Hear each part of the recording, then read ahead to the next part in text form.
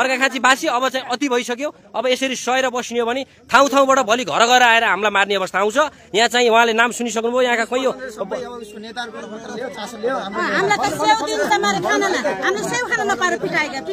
दर्शक महानुभावहरू सक्दो सेयर गरिदिनु। यो अर्घाखाँची जिल्लाको अर्घाखाँची जिल्ला प्रहरी कार्यालय भित्रबाट हामीले देखाइरहेका छौँ। हिजो पनि मैले यहाँको मुद्दा फाटमा आएर कुरा बुझिसकेपछि उहाँले चाहिँ त्यसो भए अभद्र व्यवहारको दर्ता गर्नु न भन्दा उहाँले गर्छ भन्नुभयो, तर गर्नु भएन। तीनजनालाई कतिजनाले पिट्यायो? 12-15 जना खानके हामीले चिन्दिनौँ। तपाईहरु भित्रभन्दा उहाँको कुरा गर्नु ल देख्न सक्नुहुन्छ। प्रहरीले अब यस्तो कस्तो किन लाइभ गर्न पाइन्न पत्रकारमा? तपाईले चाहिँ गर्नु न, के सोच्नु बाहिर तपाईले? तपाईले चाहिँ काम गर्नु न, काम निवेदन लिन मनमान्ने। निवेदन किन लिनु भएन? निवेदन लिनु भएको छैन तपाईले? निवेदन ल्याउन पर्छ, परेन बिरामी लानु पर्ने नजु भाइ, परेन कि बिरामी नलानु। तपाईले भित्र थुनेका मान्छे देखाउनुस्। भित्र थुनेका मान्छे खै? भित्र थुनेका छ कि नै? भित्र मान्छे देखाउनु पर्यो। तपाईले किन छोड्नु? भित्र थुनेका मान्छे भित्र थुनेका मान्छे खै? भित्र थुनेका कहाँ छन्? तपाईले चाहिँ के खोज्छ? भित्र थुनेका मान्छे चाहिँ गर्ने? भित्र थुनेका मान्छे तपाईले निकाल्ने के गर्ने? तपाईले चाहिँ अति सहनशील हुन्छ। यहाँ सहनशील हुन्छ। अर्घाखाँची हो, तपाईले अनेक चाहिँ नसकिदिनु, बुझ्नुभयो?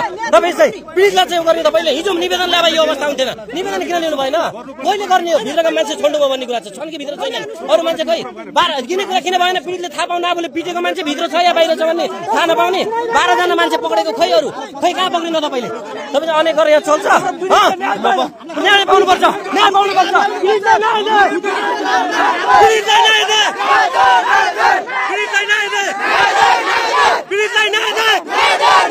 दर्शक महानुभावहरू जिल्ला प्रहरी कार्यालयले यसरी जनतालाई दुःख दिएर एउटा पीडितले चाहिँ निवेदन नलागेको अवस्थामा यहाँ आएको छ। यसरी चाहिँ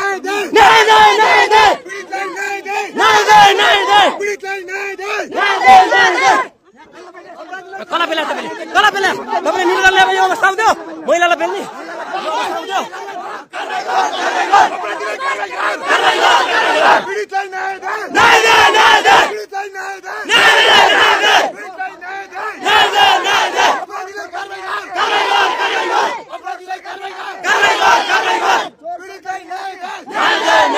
चोर सरकार न्याय दे, चोर सरकार न्याय दे, चोर सरकार न्याय दे, चोर सरकार न्याय दे, चोर सरकार न्याय दे, चोर सरकार न्याय दे, सबै मिल्यो मत गरेर न्याय दे सबैलाई।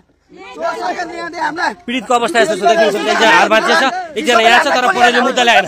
प्रहरीले मुद्दा नल्याएको अवस्थामा यो भइरहेछ, देख्न सक्नुहुन्छ। कति दिन सधैँभरि यहाँ प्रहरीका दादागिरी, यहाँका चाहिँ नेताहरूका उसले मुद्दा नलिने।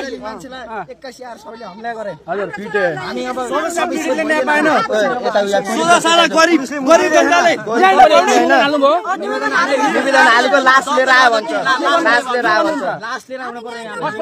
त्यही हाम्रो अब लास लिनु पर्ने। यहाँ 3 जना छन् के?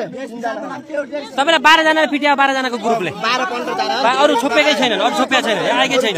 र देख्न सक्नुहुन्छ केही जना राख्ने बचाउने। यसरी जिल्ला प्रहरी कार्यालयबाट यो प्रत्यक्ष लाइभ देखाइरहेका छन्। जिल्ला प्रहरी कार्यालय भित्र छौँ।